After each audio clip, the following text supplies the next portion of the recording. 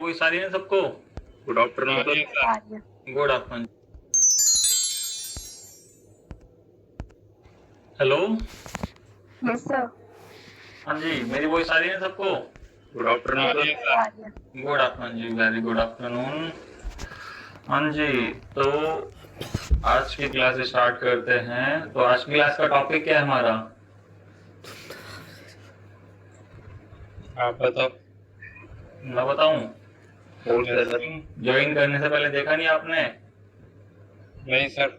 Wholesale wholesaler base accounting. Wholesale की जो आपकी जैसे अकाउंटिंग जो करते हैं, जैसे मान लो आपके जो होलसेलर बेस पे जो काम करते हैं, कि जैसे मान लो उन्होंने क्या करते हैं कि अपने रिटेलर्स को या मान लो कोई और उनसे होलसेल पे माल उठाता है, उनको मतलब एक टाइप से आपका होलसेल का काम है।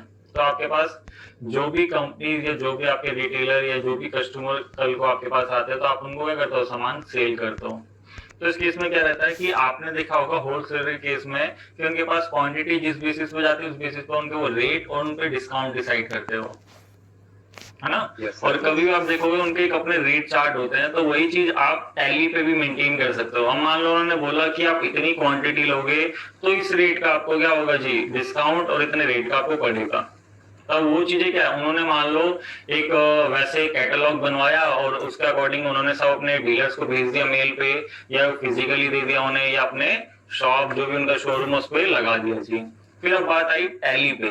ठीक है, ये सारी चीज तो पेपर पे तो हो गई, बट टैली सॉफ्टवेयर में हम कैसे मेंटेन करेंगे? अब मान लो कल को होलसेलर पे आप क्या कर रहे हो जी, सेल कर रहे हो, तो कोई पार्टी आती है जो होलसेलर के हिसाब से सामान लेती है, कोई आती है रिटेलर के हिसाब से लेती है, कोई कस्टमर भी आता है, तो आप उसको किसी को मना नहीं करते, आप देते हो जी सामान। फिर आपने कहा मैं किस किस के रेट कितने याद रखूं, बार बार, या मैं मान लो अपने रेट लिस्ट निकालूं। अगर याद हो जाते तो बहुत अच्छी चीज है, बट आपने कहा कि टैली एक आपको ऑप्शन देता है मल्टीपल प्राइस लेवल का।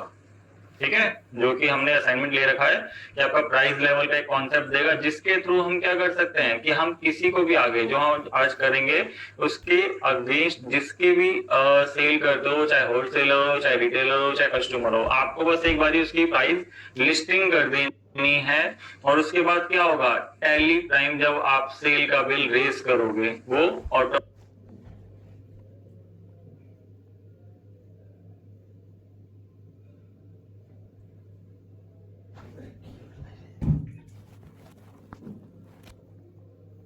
ऑटोमेटिक उसको क्या करेगा, रीड करके जो जितनी क्वांटिटी परचेज करता है उस क्वांटिटी का अकॉर्डिंग उसका डिस्काउंट और रेट ऑटो फिल कर देगा आपके सेल इनवॉइस में, जिससे क्या रहेगा, आपको कल को किसी के रेट आपको चेक नहीं करने पड़ेंगे, और प्लस आपको जो सेल का बिल है बिल्कुल फास्ट और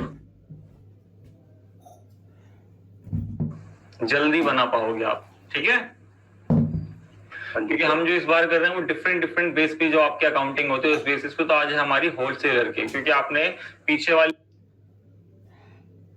क्लासेस में देखा होगा कि हमने सबसे पहले टैली प्राइम करा, फिर उसमें जो कॉन्सेप्ट होते थे वो, फिर उसके बाद जब जीएसटी का कॉन्सेप्ट आया तो उसके बाद फिर हमने trading, manufacturing, job work, service sector, ऐसे करके आपका परचेज ऑर्डर प्रोसेसिंग, ऐसे करके सिंगल सिंगल एक एक जो आपकी इंडस्ट्रीज होती है उस बेसिस पर हमने टैली पे कैसे रिकॉर्ड रखना है। तो आज की क्लास में हमारा टॉपिक है प्राइस लेवल। तो इसके लिए हमने क्या करना है, एक कंपनी बनानी है नई। इसके अंदर आप देखोगे कंपनी की पूरी डिटेल मैंने दे दी है, आपको ये फिल करनी है, और उसके अगेंस्ट फिर सारी चीजें जो प्रोसेस चलेगी। और सबसे पहली चीज आपको बतानी चाहिए, मल्टीप्राइस होता क्या है जी। हाँ जी, तो कौन बताएगा? इसको थोड़ा सा नीचे कर देते हैं कि आपका प्राइस लेवल या मल्टी प्राइस लेवल से आप क्या समझते हो। सबसे पहली चीज, सर वो तीनों के अलग अलग होते हैं, होलसेल, रिटेलर, कस्टमर के तीनों के अलग अलग होते हैं। और ये हम करते क्यों है, क्योंकि आपको पता है एक सिंगल स्टॉक जिसको हम क्या करते हैं, आगे सेल करते हैं डिफरेंट डिफरेंट पार्टीज को डिफरेंट डिफरेंट रेट पे, है ना। अगर कोई एमआरपी वाला प्रोडक्ट है, जैसे आपने बोला पैक फूड है, वो तो सबके लिए ही सेम है, चाहे वो आप कोई अमीर खरीदे चाहे गरीब खरीदे। बट एज अ होलसेलर में क्या होता है कि वो एमआरपी वाला प्राइस तो एज अ कस्टमर को लास्ट में मिलता है, बट उससे पहले डीलर्स के पास वो प्राइस फॉल करते हैं। ठीक है सर। इसमें क्या रहेगा, आपका जो multiple price level option is कहते हैं use when multiple price are required for single inventory. कहने का मीन्स वही है कि आप जो एक स्टॉक को आप क्या करते हो, मल्टीपल प्राइस को आप डिफरेंट पार्टीज को ही तो सेल करते हो कि आपकी मान लो इस पार्टी को आप इस रेट का दे रहे हो, इस पार्टी को इस रेट का दे रहे हो, या मान लो आपने कोई कैटेगराइज कर लिया तो वो अब आपके ऊपर डिपेंड करता है। तो हमने कहा कि हमारी होलसेल का काम है, हम क्या करते हैं इसमें अपनी कंपनी में एक प्राइस लेवल फिक्स कर रहे हैं, मतलब जो हमारी कंपनी का डाटा है उसमें हमने एक प्राइस लेवल फिक्स करा जिसके अगेंस्ट जो पर्सन आके जितनी क्वांटिटी खरीदे उस बेसिस पे उसके रेट और डिस्काउंट हमें बार बार बताना ना पड़े, ऑटोमेटिक टैली रीड कर ले, जिससे क्या रहेगा आपको भी कन्वीनियंट रहेगा बिल बनाने में, है ना। Yes sir. फिर उसके बाद देखो हमने जो इसमें स्टेप फॉलो करेंगे कि हमने अभी तक करा था कि टैली पे आप आओगे तो यहाँ पे हम sale, purchase, trading, job work, manufacturing इन सब की देख लिए, बट आज आपका एक नया कॉन्सेप्ट है। तो ये कॉन्सेप्ट हमें सबसे पहले अनेबल करना पड़ता है, क्योंकि आपको पता है टैली में बाय डिफॉल्ट ट्रेडिंग के लिए अनेबल होता है। बाकी अगर कोई और आपके बिजनेस मॉड्यूलर अलग होते हैं तो आपको ये फंक्शंस आपको मैं पढ़ा रहा हूँ 1 by 1 करके, आपको जिस चीज का नेचर ऑफ बिजनेस होगा उस अकॉर्डिंग आपको ये कॉन्फ़िगरेशन करनी होती है टैली पे। आप देखोगे यहाँ पे कि हमें सबसे पहले कंपनी क्रिएट करने के बाद इसमें ये सारी चीजें सेटअप अनेबल करेंगे। किससे जी? F11, क्योंकि आपको मैं बता दूं F11 ही आपका चलता है प्राइम में, 1 2 3 सब खत्म कर दिया आपके, ठीक है।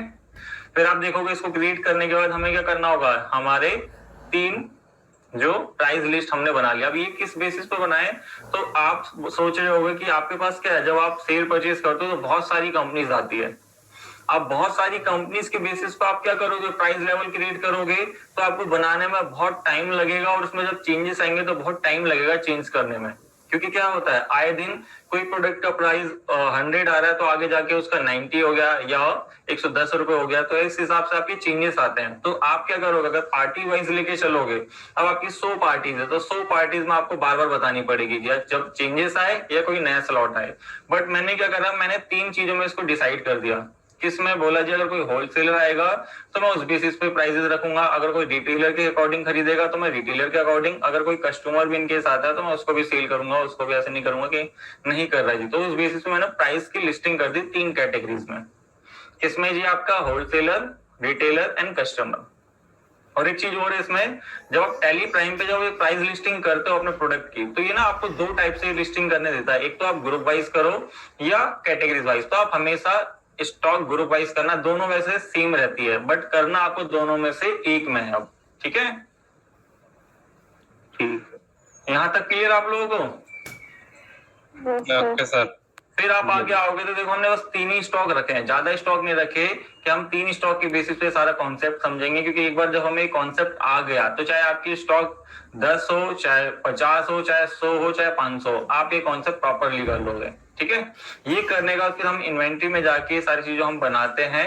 ये सब करने के बाद फिर होलसेलर के, यहाँ रिटेलर्स के, सबके प्राइस मैंने आपको दे रखे हैं, किस किस बेसिस पे हम सेट कर रहे हैं ये अभी मैं प्रोवाइड कर रहा हूँ। जब आप जिस बिजनेस में बैठोगे और वहां पे जो उनकी प्राइस लिस्टिंग या कैटलॉग्स होंगे उनके अकॉर्डिंग करना, ये अभी हमने एज्यूम माने कि जो हमारा बिजनेस चल रहा है उसके अकॉर्डिंग हम ये रखते हैं। ये करने के बाद फिर हमने क्या करेंगे, जब ये स्टॉक ये सारी चीज कंप्लीट हो जाएगी तो उसके बाद हम ये परचेज करेंगे सबसे पहले स्टॉक, क्योंकि हमारे पास इन्वेंट्री होगी तभी तो हम सेल करेंगे, है ना। फिर ये परचेज करने के बाद अलग अलग पार्टी से है, फिर आप आगे जाके अलग अलग पार्टीज को सेल करोगे। फिर इसके अगेंस्ट हम जो भी जीएसटी कैलकुलेट होगा उस बेसिस पर उनकी रिपोर्ट्स और आगे जाके जीएसटी सेटअप, ये प्रॉपर करके तब जाके हमारा क्वेश्चन होगा आगे पूरा कंप्लीट जी। तो ये सारे स्टेप फॉलो किए जाएंगे एक आज की क्लास और फिर अगली क्लास जो आपकी होगी उसके अंदर, ठीक है।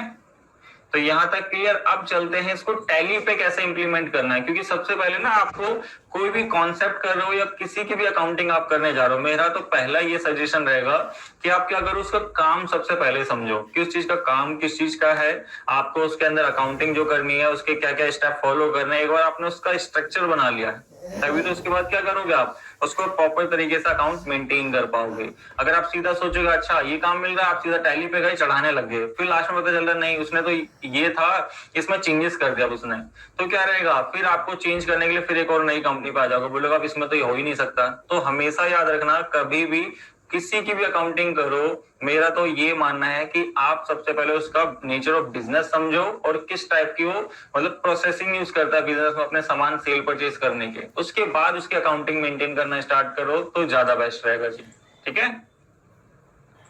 क्योंकि आपने ये भी देखा होगा कि नॉर्मल सा एग्जांपल है, अगर आप कोई बिल्डिंग या कुछ बनवाते हो तो आपका जो आर्किटेक्चर आता है वो क्या करता है, सबसे पहले स्ट्रक्चर ही बना के देता है वो, उसके बाद फिर जब वो स्ट्रक्चर फाइनल हो जाता है, हाँ इस प्रोसेस से कंप्लीट बनेगा, उसके बाद ही उस पर काम शुरू होता है ना? जी सर। हाँ जी, यस सर। यहाँ तक क्लियर सबको? Clear sir, clear. Yes sir clear. फिर अब बात करते हैं देखो इसको टैली प्राइम पे। तो टैली प्राइम पे हमारी ये कंपनी नहीं रहेगी, हम आज एक नई कंपनी क्रिएट करेंगे, क्योंकि हर कॉन्सेप्ट के लिए हम एक नई कंपनी ले रहे हैं। तो आपको पता है क्या कंपनी क्रिएट करनी है। अगर एक दो जो नई ज्वाइनिंग है वो क्या करना जी, मैम से बोल के लॉगिन आईडी पासवर्ड बनवा लेना अपने, और वहां से एक्सेस मिल जाएगा। आपकी बाकी की रिमेनिंग वीडियो जो स्टार्टिंग के वो भी आपको मिल जाएगी, ठीक है? तो नेम ऑफ कंपनी हमारी MN गारमेंट्स। तो यहाँ पे कॉपी करके एंटर करके एड्रेस, तो यहाँ एड्रेस भी गिवन है तो हम सारी चीज लेके चलेंगे इस बारी। तो यहाँ से copy and control V, then enter करके इसको copy and control V, then enter करके यहाँ पे दिल्ली की हमारी कंपनी है। यहाँ पे पिन कोड दे रखा है, तो आप पिन कोड क्या है जी 110041। फिर यहाँ पाओगे लैंडलाइन नंबर आपको दे रखा है, तो यहाँ से कॉपी, यहाँ पे फोन टेलीफोन नंबर में, फिर यहाँ मोबाइल में जो आपका मोबाइल नंबर है कॉपी एंड देन यहाँ के फैक्स नंबर कुछ नहीं है, ईमेल आपकी, तो ईमेल देखो आपको यहाँ दे रखी है,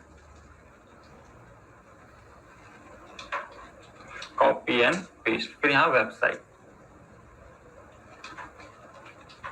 फाइनेंशियल ईयर आपका यही रखना है, जैसे इसमें डेट दे रहा है आपका, अगर डेट कोई भी दे रहा हो आपको सेम यही रखनी है।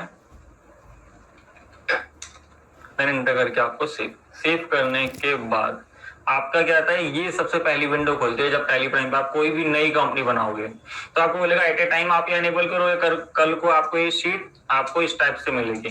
तो आपको ये नहीं सोचना कि सर की शीट तो बहुत बड़ी आ रही थी, हमारी ये इतनी सी है। तो आपको कुछ नहीं करना है, देख रहे हो शो मोर फीचर्स, बस आपको इसको यस करते रहना है, तो आप ये सारे फंक्शन दिखा देगा। अगर इनकेस ये विंडो आई और आपसे बाय चांस स्किप हुआ और आप बाहर आ गए, अब आपने कहा इस विंडो को लाना कैसे, ही दोबारा आपको इसको तो जो फंक्शन रीएक्टिवेट करने हैं, तो आपने बोला इसको कुछ नहीं करना, F11 करना है, क्योंकि आपका एक ही फंक्शन छोड़ा टैली प्राइम में F11 की, ज्यादा कंफ्यूजन ना रहे। F1 में जाना है, 2 में जाना है, 3 में जाना है। अब सिंपल सा बोला आप F1 करो, सॉरी F11 करो, तो यहाँ पे आपको मिल जाएंगे देखो अकाउंटिंग से related, inventory, taxation and online access, payroll, other. जो मेन आपकी कंपनी के जो आपके अनेबल होने वो फंक्शन यहाँ शो करेगा। बाकी के जो छोटे मोटे फंक्शन थे उनको टैली प्राइम ने क्या करा, थोड़ा सा चेंज करके उसको वहीं पे दे दिए, जहां पे वाउचर्स कर रहे हो तो वाउचर्स में अनेबल कर सकते हो इस टाइप से। तो चीजें आपको मैंने साथ के साथ क्लास में बताते हुए चलिए, तो आपको देखना और आपको क्लियर हो जाएगा। तो अभी हमें क्या करना, प्राइस लेवल। तो देखो प्राइस लेवल आपको मेंशन है, F11 करना आपको, तो F11 हमने कर रखा है। कौन सी configuration, enable multiple price level, इसको यस करना। तो देखो ये कहाँ मिलेगा, इन्वेंट्री, क्योंकि जो प्राइस लेवल है किस पे, आपके स्टॉक पे चार्ज होगा, तो अकाउंट में ना टैक्स में, यहाँ देखना है इन्वेंट्री पार्ट में। तो इन्वेंट्री में आपको देखो ये दिखेगा कि अनेबल मल्टीपल प्राइस लेवल। आप जैसे इसको यस करोगे कुछ नहीं पूछेगा, जैसे ERP में पूछता था आपसे, इस बार बस आपको सेव कर देगा।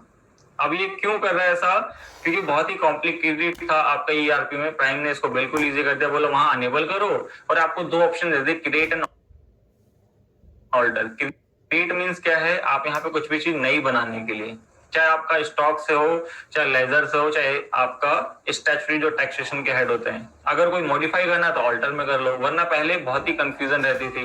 तो इसलिए आप सिंपल क्रिएट में जाओगे तो यहाँ आपको दिखेगा अकाउंटिंग मास्टर्स। तो आपको पता है अकाउंटिंग्स में क्या बनाना होता है आपको, हाँ जी, अकाउंटिंग्स में आपको क्या बनाने होते हैं, ग्रुप और लेजर सर। हाँ जी, ग्रुप और लेजर। साथ के साथ देखो मेंशन भी कर रहा है ये, अगर आपको पता है कि मेरा अभी क्या है स्टॉक का पार्ट है, तो ये क्या है इन्वेंट्री में मिलेगा। तो इन्वेंट्री में देखो बाय डिफॉल्ट यहाँ तक अनेबल होता है, स्टॉक ग्रुप से लेके गोडाउन तक। बट अब देखो 3 नए फंक्शन दिखा रहा है, प्राइस लेवल, प्राइस लिस्टिंग, और एक और प्राइस लिस्टिंग क्या है, ग्रुप और कैटेगरीज वाइज। तो हमेशा प्राइस लिस्टिंग दोनों में से एक में करना है, तो हम हमेशा ग्रुप को प्रेफर करेंगे, कैटेगरी को इग्नोर करेंगे। फिर आ जाते हैं, हमने कहा प्राइस लेवल क्या बनाने, तो प्राइस लेवल देखो आपके क्या बनने हैं, हमने जो डिफाइन करे अपने बिजनेस के अकॉर्डिंग कि एक होलसेलर फिर एक रिटेलर। तो हम क्या करेंगे, प्राइस लेवल में जाके यहाँ क्रिएट कर लेंगे किस चीज के जी, कि होलसेलर सेकंड आपका रिटेलर है आपका जी, ठीक है। फिर यहाँ पे आपका अगला कस्टमर जी, ठीक है। और देन एंटर करके इसको सेव करने के बाद अगर कोई और आप रखना चाहते हो आप बना सकते हो अपने अकॉर्डिंग, ये नहीं कि 3 ही रहेंगे, आप अपने नेचर ऑफ बिजनेस के अकॉर्डिंग भी आप देख सकते हो कि क्या आपको बनाने चाहिए, ठीक है।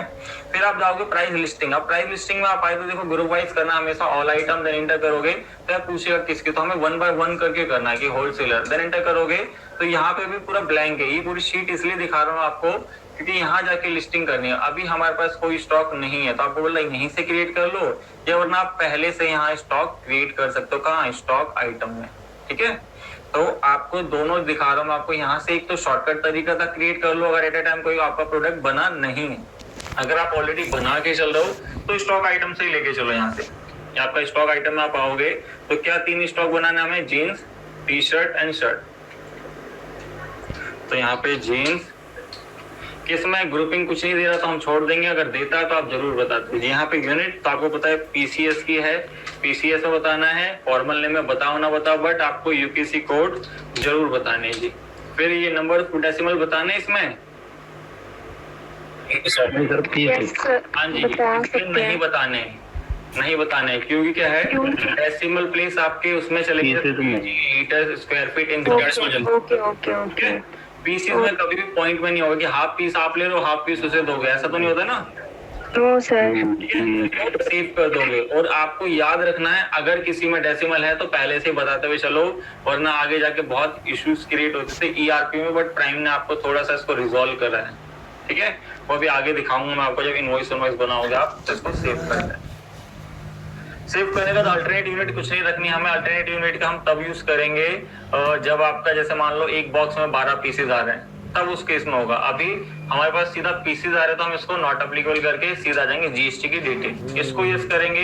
इसका सेट कोड जो एचएसएन जो नंबर होगा वो बताओगे आप। जैसे अभी तो यहाँ नहीं है तो यहाँ पे अभी आप एज्यूम डाल देना, वरना इसका एक्चुअल स्टॉक नंबर आप क्या कर सकते हो, गूगल से निकाल लेना, ठीक है। तो अभी इग्नोर कर रहा हूँ, आप लोग निकाल के डालना जरूर। मैं यहाँ टैक्सेबल करके कितना 12%। और ओपनिंग कुछ नहीं डालना कि आप सोचो ओपनिंग फिल भी करना है, जब तक आपको यहाँ ओपनिंग दिया ना हो जब तक नहीं फिल करना। आपको ये सारी चीज क्या दे रखी है, प्राइस लिस्टिंग की, तो ये इसके स्टॉक नहीं है, आगे जाकर हम ये सारे स्टॉक परचेज कर रहे हैं, देखो, ठीक है। तो अभी हमें क्या करना है, यहाँ आके सबसे पहले एंटर से, फिर यहाँ आके आपकी टी शर्ट, फिर एंटर करके यहाँ पे पीसेस बना हुआ है GST, और यहाँ आके आप बता देना इसका HSN, मैं इसको सेव कर दूं 12%, सॉरी, और सेव। फिर हमने कहा यहाँ पे शर्ट, देन एंटर करके पीसेस, GST को यस, देन एंटर करके यहाँ पे टैक्सेबल, एक मिनट अननोन क्यों किया ये, टैक्सेबल, और यहाँ 12%, इसको सेव कर दिया जी। सेव करने के बाद अभी आपको कहीं पे भी इसका इफेक्ट नहीं आएगा कि आप सोचोगे हम ये बना रहे तो इसका सारा ब्लैंक है, अभी कुछ नहीं है। Balance sheet, PNL, stock summary सब ब्लैंक है, क्योंकि क्या है अभी तक हमने कोई काम, बस एक हम स्ट्रक्चर तैयार कर रहे हैं कि जो प्राइस लेवल यूज होगा। तो हम चलते कहाँ पे, अब सबसे पहले रेट में, और यहाँ आते आप प्राइस लिस्टिंग करने, क्योंकि हमें अपनी सेल से पहले, आप चाहे परचेज कर लो स्टॉक चलेगा जी, बट आपको सेल से पहले, क्योंकि जो आपका ये है जो प्राइस लेवल, ये हमेशा डेटर्स के लिए एप्लीकेबल होता है, आपके क्रेडिटर्स को एप्लीकेबल नहीं होता। अब ये क्यों एप्लीकेबल नहीं होता, ये कोई बताएगा मेरे को कि ये डेटर्स पे क्यों एप्लीकेबल है प्राइस लेवल, हम ऐसा क्रेडिटर्स पे क्यों नहीं कर सकते, कुछ सोचोगे इस पे? सर वो परचेज करेंगे तो वो अपने अमाउंट से फिर बेचेगा ना, जो परचेज करेंगे। सबसे पहली चीज ये है कि आपका क्या है, उस केस में आप उसके लिए डेटर हो जो आपका सप्लायर, और आप अपने यहाँ इस तरफ से बायर हो, तो वो अपनी प्राइस लिस्टिंग बनाएगा और वो अपनी अकाउंटिंग में करेगा। आपको तो क्या है, आपको तो उससे माल कितना मिल रहा है आप वो रखना चाहोगे, है ना। और जब हम आगे सेल करेंगे अपनी, तो उसमें हम देखेंगे जिसके अंदर क्या हमें कितने का रेट, कितने की क्वांटिटी, कितना का डिस्काउंट क्या करना है, तो इसलिए हम प्राइस लेवल हमेशा डेटर्स पर एप्लीकेबल होता है, ठीक है। तो यहाँ पे प्राइस लिस्ट करेंगे स्टॉक ग्रुप वाइज, यहाँ आप देखोगे तो यहाँ ऑल आइटम रखना, हमेशा कोई चीज क्रिएट मत जाना, ऑल आइटम। यहाँ पूछेगा तो 1 बाय 1 सेलेक्ट करके करना कि पहले हम होलसेलर की कर रहे हैं, ये होती है एप्लीकेबल फ्रॉम डेट। अब ये चीज बता दूं मैं आपसे, मान लो अब अप्रैल में जब आपने स्टॉक मंगाया तो सारी चीज सेम थी, मतलब जो जो रेट आपने बताया अभी बताते हुए चलो, जैसे यहाँ पे फिर मान लो अगला महीना आ गया, तो अगले महीने जब आएगा तो आप देखोगे अगर स्लॉट में रेट के चेंजेस है तो आप क्या करोगे, यहाँ पे डेट लिख दोगे, जिस भी महीने की जोन सी डेट में चेंज आ रहा है उस डेट से नई प्राइस लिस्टिंग कर दोगे, जिससे क्या रहेगा आपको पता होना चाहिए इनकेस अगर प्राइस लिस्टिंग आगे जाके चेंज होती है तो आपको कैसे चेंज करनी है, क्योंकि आपको पता बनाना तो आ गई बट आपसे ही बोला जाता है कि अब अगले स्लॉट में क्या हुआ, रेट थोड़े से डिफरेंस आ गए, मीन्स बढ़ के आ गए, अगर हम इसी रेट से बेचेंगे तो हमें नुकसान होना, तो हम क्या करेंगे उस डेट को डालेंगे जिस डेट से वो अप्लीकेबल होगी, वो जो प्रोडक्ट आप सेल करना स्टार्ट करो, मान लो 1 मई से कर रहे हो तो 1 मई की मान लो कि वाला स्लॉट निकल गया, उसके बाद फिर आपके चेंज हो तो वो सारी चीज, ठीक है, ये क्लियर आपको चेंजेस कैसे फिल करना है? Yes sir. ठीक है, तो यहाँ अप्लीकेबल अभी 1 अप्रैल कर रहे हैं और यहाँ पे आपसे देखो पूछेगा जो होलसेलर के, तो होलसेलर देखो जीन्स दिखा रहा है तो आपको बोलेगा लेस देन, ये लिखना नहीं है बस हमें, ये मैंने लेस देन इसलिए लिखा हुआ है कि आपसे यहाँ पूछेगा, देखो ये ठीक है, कि बच्चे कहते हैं यहाँ लेस देन ऐसे लिख रहे होते हैं तो ये चीज गलत है, तो आपको क्या करना है जी, यहाँ पे लेस देन 40 पीस लिखना, ऑटोमेटिक ले लेगा, फिर रेट देखोगे इसके कितने हैं 1500 रुपए, कोई डिस्काउंट नहीं है, ठीक है, फिर आप एंटर करोगे तो एक अगली रेंज बन जाएगी आपकी, कि आपकी 40 से 100 तक किस रेट के हैं, तो ये भी 1500, बट इसमें हमने क्या दे दिया इसको 2% का डिस्काउंट, फिर 100 से अगर कोई खरीदता है 150 तो क्या है जी आपके 14, इसमें 100 रुपए का प्राइस कम हुआ और 5% का डिस्काउंट भी मिलेगा, फिर 150 से अगर 200 जाते हैं अगर किसी क्वांटिटी तो किस रेट से जी आपका 10%, आपका 14, 100 या 10%, फिर आप बोलोगे अगला 200 दिखा रहा है, यहाँ तो 200, 150 से 200 खत्म है, तो आपको कुछ नहीं करना है, ये कह रहा है कि अगर इन केस आपकी होलसेल पे जो आपका सामान बिक रहा है 200 से ज्यादा शर्टें सॉरी जीन्स से जाने लग गई, तो आप इसको आगे बढ़ा सकते हो कि 200 से 250 या 200 से 300, जो आपको लग रहा है कि जिस बेसिस पर आपकी सेल हो रही है, ठीक है, तो ये आपकी सीरीज आप बढ़ा सकते हो इसे, फिर आप एंटर करके इसको एंड में इतना छोड़ना पड़ेगा आपको, फिर अगला स्टॉक लेना है यहाँ से, कि आपने कहा टी शर्ट, तो यहाँ टी शर्ट सेलेक्ट करेंगे और यहाँ पे देखेंगे कितने 50 पीसेस कह रहा है जी, जो आपके होलसेल वाले मिनिमम उठाते हैं तो 1200 रुपए का प्राइस लगता है उनका, फिर जो 50 से 100 लेते हैं तो हमने कहा जी कितने 1200, बट 10% डिस्काउंट है सीधा, फिर अगर 100 से 200 पे जाते हैं कितने का प्राइस है 1150 का और 15% डिस्काउंट, फिर बोला 200 से अगर 400 ले लेंगे जी तो हम देंगे उसको 1100 का और 20% डिस्काउंट, फिर एंटर करके इसको सेव, फिर आगे शर्ट, फिर आप देखो अगला शर्ट में तो यहाँ कह रहा है जी आपसे 75 जैसे मिनिमम बिकती है होलसेल में, तो ये आपके मिनिमम उस रेंज के दिखा रखे हैं, तो यहाँ पे इसके रेट मैंने बताई जी इसके कितने हैं, तो 1500 रुपए, तो यहाँ 1500, देन एंटर करके 75 से अगर 150 लेते हो तो किस रेट से हैं जी 1500, 10% डिस्काउंट, तो यहाँ 10% डिस्काउंट, फिर 150 से 350, 15 सॉरी कितना 14 कितना 15% डिस्काउंट, फिर यहाँ 350, 750, 1400, 20%, तो ये आपकी रेंज होगी, ऐसे करके जितने प्रोडक्ट होंगे आप 1 बाय 1 करके डिफाइन करना, अगर एंड में अगर जैसे आप देखो मैं इसको सेव कर रहा हूँ, सेव करने का ये फिक्स हो गए 1 अप्रैल को, अब मैंने कहा इसके रेट चेंज हो गए, कब जी जब नेक्स्ट स्लॉट आया तो जिसके चेंज हुए आप वो फिल करो, जिसके सेम है उसके सेम वैसे रख दोगे, मैंने कहा 10 अप्रैल से हो गए तो मैं 10 अप्रैल की रेट डाली, एंटर करा, तो पुराने रेट देखो हिस्टोरिकल यहाँ दिखाएगा उसका, ये पुराने रेट थे एज ऑन 1 अप्रैल से, अगर जिस पे क्या है वो चीज, फिर आप यहाँ से आप उसको मेंशन कर सकते हो जो नए रेट आएंगे, तो 10 से उसके फिर नए रेट चलेंगे, आपको ये भी देखना है कि स्लॉट बिकना स्टार्ट हो रहा ही नहीं हो रहा, ये सब आपका कौन स्टोर मैनेजर चेक करेगा, जैसे मान लो आपका स्टोर जैसे चल रहा है तो आपने कहा अकाउंटेंट आप हो, आपने बता दी 10 का स्लॉट नया आया है, बट आपने कहा 10 का स्लॉट लगा या नहीं लगा, वो चीज आपकी एडमिन का काम रहेगा, तो वो चीज आपको नहीं देखनी, वो चीज बस आपको मेंटेन कैसे करनी वो चीज समझनी है, ठीक है, तो हम अभी चेंज नहीं कर रहे क्योंकि चेंजेस वाला नहीं है, हमने कहा जी अब यहाँ पे किसको सेलेक्ट करा, रिटेलर 1 से, हमने कहा जी रिटेलर के देखो प्राइसेस यहाँ दे रखे हैं, लेस देन अगर 10 पीस खरीदते हैं वो किस चीज के, जीन्स के 10 पीसेस कितने जी 1700, फिर रेट उनके बढ़ जाएंगे क्योंकि जितनी क्वांटिटी ज्यादा खरीदोगे रेट उतने कम हो गए, है ना, और यहाँ पे जितनी क्वांटिटी आप धीरे धीरे कम करोगे उतने रेट थोड़े से बढ़ते रहेंगे, तो यहाँ कितने रेट जी? 1702% डिस्काउंट। फिर मैंने कहा 30 और कितना जी आपका 1600, कितना 5% डिस्काउंट। फिर 30 40 अराउंड, फिर आपका 1600 7% डिस्काउंट। फिर एंटर करके दोस्तों फिर अगला स्टॉक किस आपका अगला है टी शर्ट। तो यहाँ से टी शर्ट, तो आपने कहा टी शर्ट में क्या चीज है, तो यहाँ पे 10 पीसेज 1300। हमने कहा जी यहाँ 10 से 20 अगर लेते हैं तो 10 12 50। फिर हमने कहा 20 से 30 13 12 50। फिर 30 से 40 1200 और 15%। देन यहाँ पे शर्ट, हमारे शर्ट में 10 पीसेज 1800, 10 से 20 17 10%। फिर आपने कहा 20 से 30 आपका 1650 और 13%। फिर आपने कहा जी यहाँ पे 40 1600 और 15%। तो इस टाइप से आपका ये रिटेलर भी सेफ। फिर ऐसे रिटेलर में चेंजेस आते हैं तो वो चेंज कर देना। फिर मैंने कहा यहाँ के कस्टमर, जितनी भी आपकी कैटेगरी है, तो यहाँ पे जेंट्स, तो कस्टमर के लिए थोड़े से और बढ़ा रखे कि वो मिनिमम 3 खरीदे ज्यादा। यहाँ पे 3 दिखा दी, जैसे इनकेस कभी आ जाते हैं ये भी, अगर नहीं आते तो आप 2 भी बना के चलोगे सीक्वेंस। तो यहाँ पे दिखाया 1800 रुपए की इसको मिलेगी।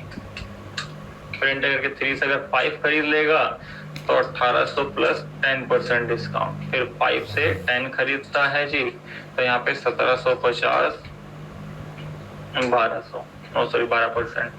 10 से 15 1750 13% डिस्काउंट। फिर एंटर करके यहाँ पे टी शर्ट बनने का 5 पीसेस लेता है तो 1500। अगर 5 से 10 लेगा तो 1500 डिस्काउंट है 10%। अगर 10 से 15 14 12। फिर एंटर करके आपकी 15 से अगर 20 है 1350 और 13%। फिर एंटर करके शर्ट, तो यहाँ पर आओगे 5 पीसेस आप लोगे यहाँ पे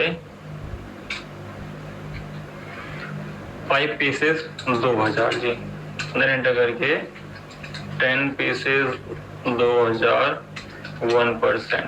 10 से 15 1900 1%। फिर हमने कहा जी यहाँ 20 1800 2%। ये करके हमारे प्राइस लिस्टिंग सारी चीज सेम। तो अब देखोगे आप कि इसका इफेक्ट कहीं नहीं होना है, क्योंकि ये आपने क्या करा, प्राइस लेवल आप सबसे पहले स्टार्टिंग में सेट कर रहे हो, उसके बाद आप आ रहे हो यहाँ पे बैलेंस शीट, कुछ नहीं है। क्योंकि एक टाइप से आपने क्या है, ये एक पूरा एक कॉन्फ़िगर करके उसके अंदर क्या क्या आपके अकाउंटिंग कैसे कैसे प्रोसेस होनी है वो आपने एक स्ट्रक्चर बना लिया। अब यहाँ से आती है आपके अकाउंटिंग का पार्ट, कि आपने बोला कि मेरे को अब यहाँ से परचेज करनी है, फिर यहाँ से इसके सेल अभी परचेज करने, फिर यहाँ सेल हो रही है डिफरेंट जगह की, कुछ दिल्ली हो रही है, कुछ अदर स्टेट हो रही है, तो ऐसे करके आपको यहाँ गिवन देना है। तो यहाँ देखोगे कोई कस्टमर है, कोई किसी में राजस्थान का, कोई क्या होलसेलर है, इससे करके आपको डिफाइन रहेगा और ये आपको पता रहेगा कि ये डीलर कौन सा है। क्योंकि जब आप इसका एक बार टैली में लेजर बनाओगे तो वहां पे आपको डिफाइन कर देना है कि ये क्या है जी, एज ए रिटेलर है या होलसेलर, तब आपका प्राइस उठाएगा। अगर आप ये चीज नहीं बताते सेल के टाइम में, चाहे परचेज में बताओ ना बताओ चलेगा, बट सेल में बताना कंपल्सरी है, वरना सेल के इनवॉइस के टाइम में बनाओगे। तो हम सबसे पहले अपना स्टॉक परचेज कर लेते हैं। अब देखो जो हम परचेज कर रहे हैं राहुल गारमेंट से, इनवॉइस नंबर ये है जी, और ये पार्टी आपकी कहाँ की है, देखो नहीं है तो आप क्या कर सकते हो, यहाँ से पहचान सकते हो कि अगर 09 है यूपी, 06 है हरियाणा, 07 है तो ऐसे दिल्ली, फिर ऐसे करके आपका 03 09 27 ऐसे कर्नाटका, ऐसे करके बहुत सारी चीजें। तो ये चीज आपकी जीएसटी कोड से आप पहचान सकते हो। तो हमें क्या करनी है, सबसे पहला परचेज, क्योंकि हमारे पास सारी चीज हमने बना ली। अब हम गए वाउचर्स पे, F9 करा, तो आपको पता है इनवॉइस नंबर हमारा ये है, ये आपको खुद ही दे रखा है, बट आपको एक्चुअल इनवॉइस नंबर ये रहता है। अगर आप इसको कंट्रोल P से प्रिंट करके फिर भी चेक करोगे तो क्या आ रहा है यहाँ पे 1, और यहाँ क्या है 1, और यहाँ लिखने कह रहा है। तो आप इसको ठीक कैसे कर सकते हो, अगर आपको इनवॉइस चेंज करना है तो ऑल्ट जी में अल्टर मास्टर, जी, और वाउचर टाइप, के अल्टर मास्टर, और यहाँ वाउचर टाइप, और किस में जाओगे? वाउचर टाइप, टाइप और परचेज। परचेज। यहाँ के इसको हम क्या करेंगे? मैनुअल। मैनुअल, क्योंकि परचेज हमेशा हमें पता है कि सामने वाली पार्टी के सीक्वेंस आते हैं तो हमें पता नहीं है कि कौन सा सीक्वेंस कब आएगा, तो इसलिए हम इसको मैनुअल रखते हैं। डुप्लीकेट को बस यस कर देना। इससे क्या रहेगा कि कल को सामने वाली पार्टीज आपको जब वही रिपीट इनवॉइस दो बार बना के दे रही है तो कल को आप भी इसको रिकॉर्ड ना कर लो, जिससे कि आगे जाके इनपुट क्लेम करने में आपको दिक्कत हो, है ना। और सेव करने के बाद बाहर आओगे तो देखो वहां से स्टार्ट, तो हमारा इनवॉइस नंबर क्या था? यहाँ पे R140, यानी यहाँ पे भी आप R140 लिख सकते हो। फिर यहाँ से पूछेगा यहाँ पे डेट, तो आपकी डेट अभी इसमें जैसे नहीं दे रही तो हम एक को ही लेके चल रहे हैं अभी यहाँ पे। और यहाँ पे आप देखोगे ये कौन सा मोड अभी ओपन हो रखा है, क्योंकि हम यहाँ पे Alt C करेंगे। अभी देखिए कोड सुन रहा है, यहाँ पे राहुल गारमेंट्स मैंने कॉपी और यहाँ paste, then sundry creditor, bill wise maintain, और देन एंटर करके इसको सेव। और यहाँ पे कहाँ की कंपनी है तो आपको पता चला, देखो 09 है, तो कहाँ की है ये? उत्तर प्रदेश। तो ये स्टेट जरूर चेंज करना, वरना क्या होगा विद इन स्टेट में क्या रहेगा, कौन सा टैक्स उठाएगा विद इन स्टेट में? जीएसटी। और अभी कौन सी ट्रांजेक्शन हो रही है हमारी? आईजीएसटी। हाँ जी, आईजीएसटी इंटर वाली। तो यहाँ पे हम करेंगे 09 है तो उत्तर प्रदेश आपका। एंटर करके यहाँ पे पैन कार्ड आपको पता है इसके जीएसटी नंबर में होता है, अगर आप लिखना चाहते हो तो जरूर लिखना जी इसे, कॉपी एंड यहाँ पे पेस्ट। देन एंटर करके यहाँ पे आप प्रॉपर जीएसटी नंबर कॉपी और यहाँ पे आके पेस्ट। देन एंटर करके इसको सेव करने के बाद आपको ये रिसिपिएंट या आप डिटेल पता है किस केस में भरनी होती है, तो अभी मैं इसको इग्नोर कर रहा हूँ। फिर यहाँ पे आपको बिल फ्रॉम शिप फ्रॉम आपको पता है। फिर यहाँ के अब मैं स्टॉक लिख रहा हूँ तो देखो जीएसटी कुछ नहीं आ रहा, क्यों? क्योंकि लास्ट क्लास में याद हो हमने जब जॉब वर्क किया था तो इसमें क्या था जी, हमने सर्विस अकाउंटिंग मतलब मान लो अकाउंटिंग मोड रखा था, तो इसको हमें आइटम मोड पे लाना, तो क्या करेंगे? हाँ जी, कंट्रोल H करना होता है आपको टैली प्राइम में। कंट्रोल H करोगे तो देखो तीनों मोड दिखाएगा, item, accounting and as voucher. तो हमें क्या करना है यहाँ पे अभी? आइटम। और यहाँ आके अब आपका तो सारी चीज बस कंट्रोल करके सेव कर दो, Alt C करके enter purchase, enter purchase under purchase account. Then enter करके इसको गुड्स, कभी भी जीएसटी रेट हमेशा आपको पता होना चाहिए, स्टॉक आइटम पे डालते हैं। अगर कोई भूल गया हो तो मैं दोबारा बता दूं, हमेशा स्टॉक आइटम पे रखना, कभी भी ये डिटेल यहाँ नहीं फिल करनी, ठीक है। और इसको सेव, जीएसटी जरूर एप्लीकेबल करना है। अब नेम ऑफ आइटम देखो क्या है जी, आपका जीन्स खरीद रहे हो इससे, तो इससे जीन्स आएगी। कितनी क्वांटिटी? 1000। किस रेट का है? तो 900, बट डिस्काउंट भी है, तो अब डिस्काउंट का कॉलम यहाँ नहीं आ रहा, तो डिस्काउंट कैसे एनेबल करेंगे? F11 से जी, बिल्कुल करेक्ट है विकास जी। क्या F11 से आप आओगे तो देखो यहाँ इन्वेंट्री में दिखाएगा, क्योंकि इन्वेंट्री का पार्ट है अभी है। तो क्या है? Use discount column in invoice. आप इसको यस करोगे और कंट्रोल लेकर के सेव, तो आपके पास देखो यहाँ शो कर देगा डिस्काउंट का column.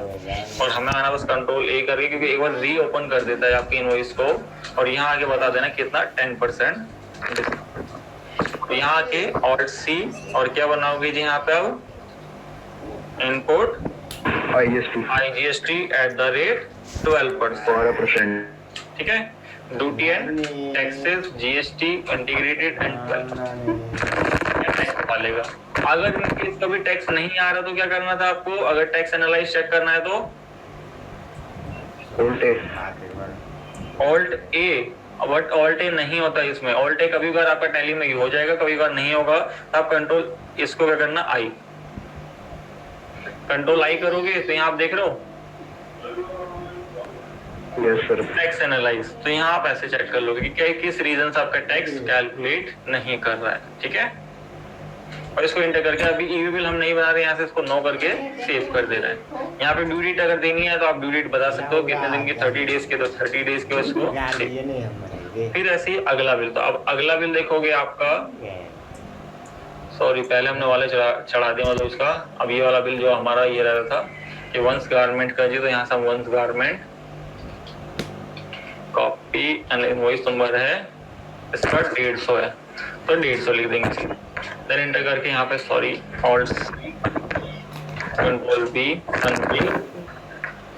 Creditors, bill wise maintain, और यहाँ पे कहाँ की कंपनी, दिल्ली की, तो यहाँ दिल्ली, और यहाँ आके जिसका पैन कार्ड नंबर है, copy and control V, then enter करके यहाँ पे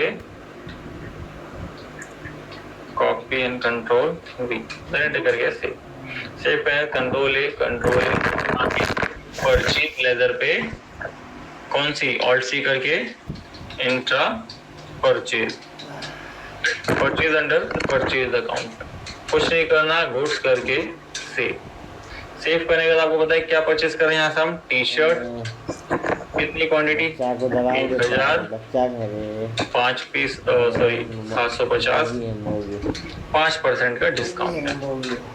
फिर आप अगला स्टॉक शर्ट,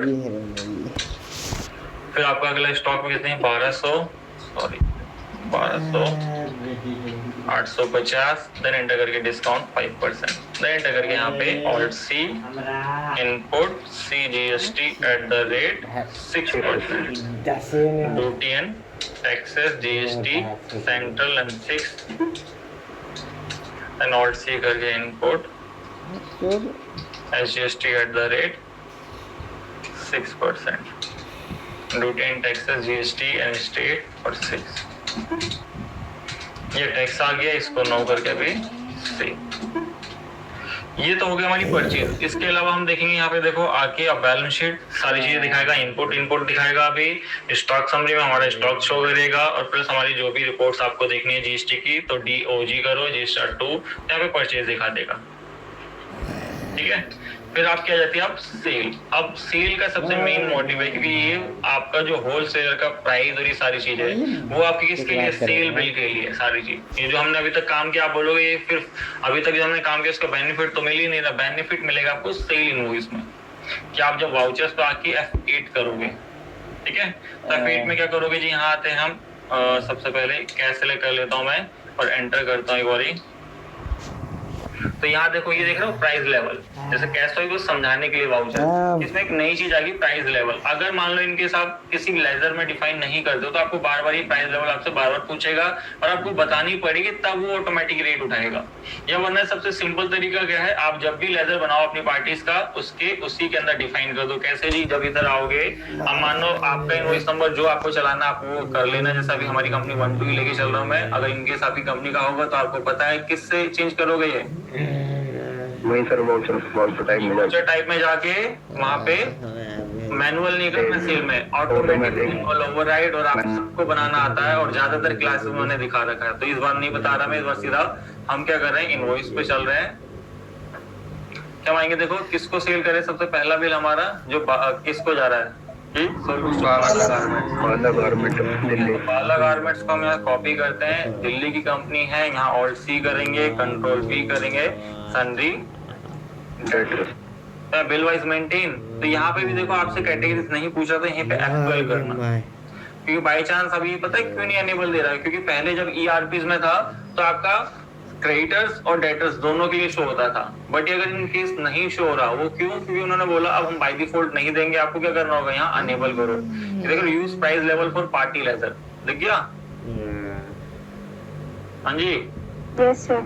पहले ERPs में अनेबल दे देते थे, हमें इसको यहाँ जाके F12 करके अनेबल करना होगा। अगर इनके ये फीचर नहीं दिखा रहे होंगे जैसे आपके, तो यहाँ शो मोर कर सकते हो, बट ये बाय डिफॉल्ट शो मोड से पहले आपको शो कर रहा था, आप यहाँ से इसको अनेबल कर लोगे। यहाँ दिखा रहा है use price level for party laser, तो आप इसको यस करना, देन एंटर करके कंट्रोल A, तो यहाँ देखो आपको शो कर देगा कि प्राइस लेवल एप्लीकेबल। तो आप देखोगे बाला गारमेंट्स में मेंशन होगा with class wholesaler, define the ledger at the time of create. तो हम क्या करेंगे यहाँ पे, wholesaler bill wise maintain. Credit days का आपको बताऊंगा अगली क्लास में, अभी इसको नहीं रखते, ये ऑप्शन भी समझेंगे, क्योंकि ये भी डेटर्स के लिए ही होता है एप्लीकेबल। फिर इसको सेव करके जो एड्रेस है आप प्रॉपर डाल देना। मैं अभी बस सिंपल सीधा GST नंबर और पैन कार्ड डाल रहा हूँ, ऐसा भी गिवन भी नहीं है, बट इन केस आगे आएगा तो आप प्रॉपर सारी डिटेल के साथ करना।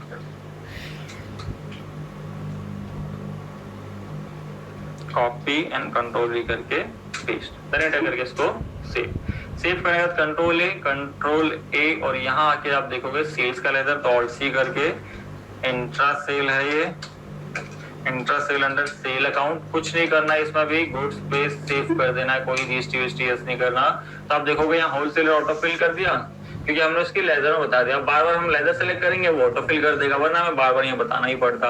अब हम देखो क्या कर रहे हैं जी, क्वांटिटी कितनी है। अब इसमें देखो रेट नहीं दे रखा, क्यों? क्योंकि आपको प्राइस लिस्टिंग लेके चलोगे तो रेट की जरूरत नहीं पड़ेगी। आप बस यहाँ टी शर्ट बताओगे कितने पीसेज है, 250। तो देखो इसके रेट, इसका डिस्काउंट, ऑटो फिल जी। फिर आप इधर आओगे तो बोलोगे 400 शर्ट ले रहा है जी यहाँ पे। तो यहाँ पे शर्ट कितने जी आपके 400, ऑटोमेटिक इसका रेट। फिर एंटर करके आपको और स्टॉक है तो आप करोगे, वरना एंटर करके यहाँ पे ऑल्ट सी करके आउटपुट CGST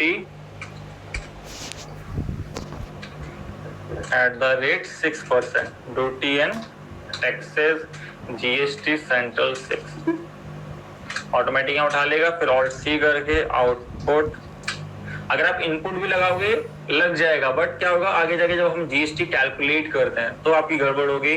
तो इसलिए आप हमेशा याद रखना परचेज पे इनपुट और सेल पे आउटपुट करके लगाना, कि जिससे आगे जाके GST में कोई भी दिक्कत या आपको कोई कैलकुलेशन GST एडजस्टमेंट करते टाइम आपको नहीं रहेगी।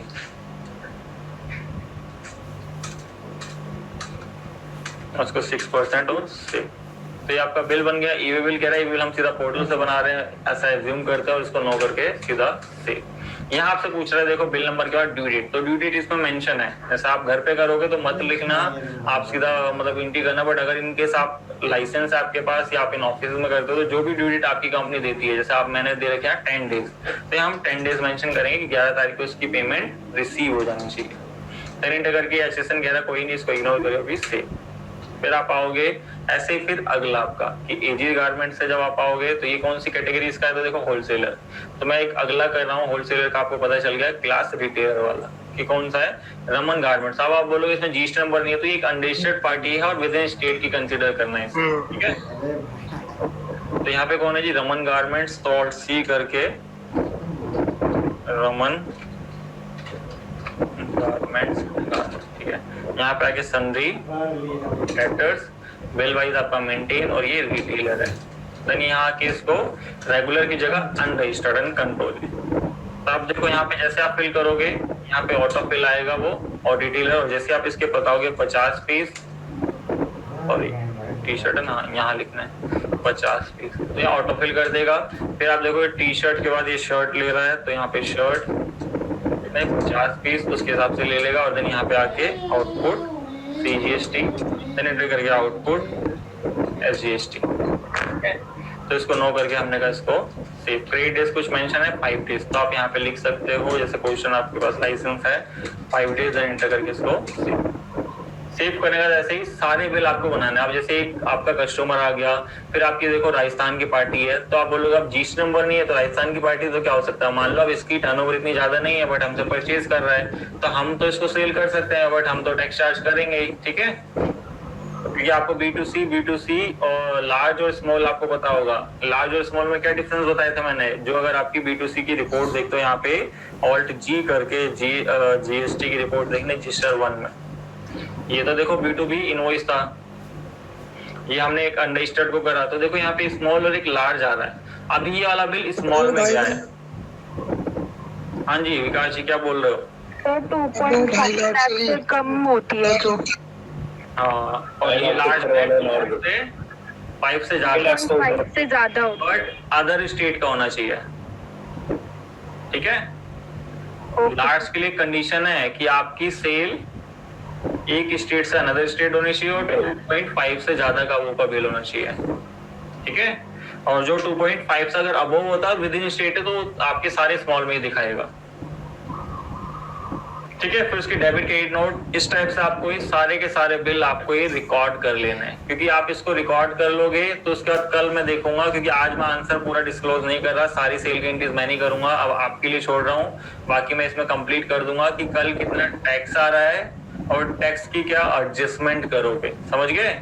ये आपका क्या काम है, ये पूरा कॉन्सेप्ट करना है। एक तो कॉन्सेप्ट करने के बाद आपको क्या करना है इसके अंदर, कि जो इसका टैक्स निकलेगा उस टैक्स को GST के रूल के अकॉर्डिंग उसको कैलकुलेट करोगे कि आपकी कितने की लायबिलिटी बन रही है, और उस लायबिलिटी के बेसिस पे फिर इन पार्टियों से सबसे पेमेंट रिसीव कर लोगे, क्योंकि आपके लिए होमवर्क छोड़ रहे हैं, सारा काम अब मैं नहीं करूंगा, आज आपको करना है कि इसके अंदर जितनी पार्टीज को आपने सेल करी है, क्योंकि आपको पता है जो क्रेडिटर्स है उनको तो क्या एक एक महीने की ड्यू डेट मिली हुई है आपको, मीन्स समझ लो मई को सीधा पे करनी है ना। कि जो हमने परचेज करी है तो आप देखोगे 1 मंथ की ड्यू डेट है और इसकी 15 दिन की है, तो हम क्या करेंगे जी इतने टाइम बाद आपको पेमेंट करनी है। और बट आप इन सब की देखोगे इन सबसे पहले मंगवा रखिए, क्योंकि हमारे पास पार्टियों से पेमेंट आएगी उसके बाद ही तो हम अपने क्रेडिटर्स को देंगे, क्योंकि बिजनेस का रूल है कि आगे से हम पेमेंट लेंगे, अपना प्रॉफिट जो है अपने पास रखा और आगे जिस पार्टी को जितना देना आपने पे कर दिया। और उसके जितनी भी सारी सेल है आप सारी सेल चढ़ाओगे, सेल चढ़ाने के बाद आपके पास टैक्स निकलेगा, उस टैक्स की जीएसटी के अकॉर्डिंग रूल के अकॉर्डिंग एडजस्ट करोगे और जीएसटी पे कराओगे। तो कल मैं चेक करूंगा किस किस का आंसर करेक्ट है या गलत है आपका, या अगर आप जब भी अगर आपका कंप्लीट हो जाए तो आप मेरे को मैसेज डाल सकते हो, या वरना आप कल वाली क्लास में तो डिस्कस करेंगे जी, ठीक है। सर ये सबसे रिसीव हम 1 ही तारीख को कर लेना, 1 मई को। आप 1 मई को या आप क्या कर लेना 2 को कर लेना, कोई आपको डेट वो नहीं है आपका, मतलब ये 2 अप्रैल को ही कर लेना, क्योंकि आपकी डेट चलेगी भी नहीं ना वहाँ पे घर पे। हाँ जी सर।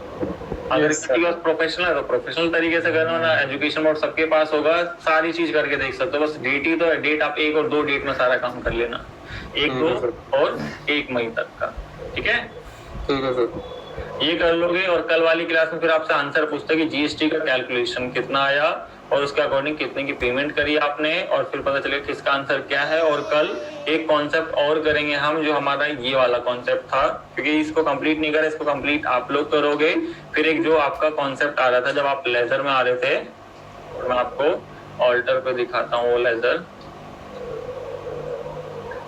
या ऑल्टर में जो हमारा लेजर था, यहाँ पे आपकी जो पार्टी लेजर है, तो यहाँ एक ये वाला ऑप्शन था, याद हो कि आपको डिफॉल्ट क्रेडिट पीरियड, और एक आपको बताऊंगा कि अगर किसी डेटर्स को आपको लॉक करना है कि फॉर द मंथ के लिए कि मेरे को उतने की ही सेल करनी है जितने की वो पेमेंट एक मंथ में दे देता है मेरे को, ठीक है। अब मान लो एक डेटर्स है मेरा, अब उसको कितने की सेल कर दे रहे हो 10 लाख की, पेमेंट वो पूरे महीने में 2 लाख की देता है, तो मैं अपनी जेब से थोड़ा ना टैक्स भरवाऊंगा उसका, या अपनी जेब से माल और खरीद के लाऊंगा। हम तो क्या करेंगे जी, जो बिजनेस का पहला रूल है कि आगे पेमेंट आएगी फिर सामान जाता है जी, है ना। और ये क्रेडिट डेज किस किस बेसिस पे यहाँ पे मेंटेन होगा, जो आपका क्रेडिट डेज है, तो ये सारी चीज कल की क्लास में दिखाऊंगा, क्योंकि आज ये वाला कॉन्सेप्ट कंप्लीट कर लो, फिर कल वाली क्लास में पहले जीएसटी, उसका टैक्स, और ये फिर आपका जो हमें ये देखना है क्रेडिट डेज और कैसे मेंटेन होगा। और ये क्रेडिट डेज भी हमेशा याद रखना डेटर्स के लिए एप्लीकेबल होता है, क्रेडिटर्स पे कभी एप्लीकेबल नहीं होता।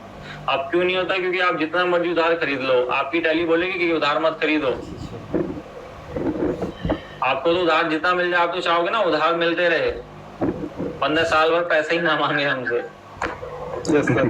ऐसा बाहर ऐसा कोई होगा कि आप बोलेगे भाई जी कि मतलब सप्लायर मेरे को माल उधार देते रहे, मेरे को पैसे देने की जरूरत नहीं, तो मेरा तो फायदा ही हो रहा है, ठीक है। तो इसको कंप्लीट कर लेना, फिर मिलते जी आपकी नेक्स्ट क्लास में, जिसमें जी आपसे सबसे पहले टैक्स की चीजें पूछेंगे, कितना टैक्स बना, क्या आपने पे कराया, उसके बाद फिर आपका अगला करेंगे जी आपका कैसे मेंटेन होगा, ठीक है।